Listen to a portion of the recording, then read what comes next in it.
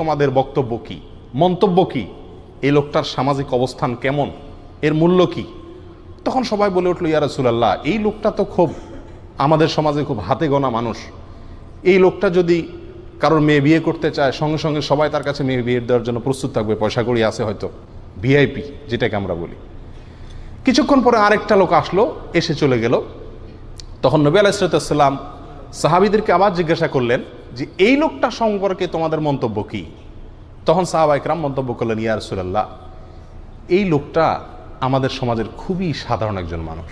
এই বেচারা কারোর মেয়ে বিয়ে করার প্রস্তাব দিলে কেউ তার কাছে মেয়ে দিবে না, পয়সা নাই, কড়ি নাই, কিছুই নাই তার।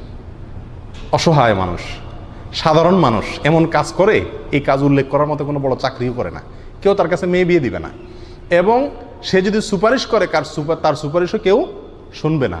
সে যদি কিছু বলতে যায়, কেউ মনোযোগ দিয়ে তার কথা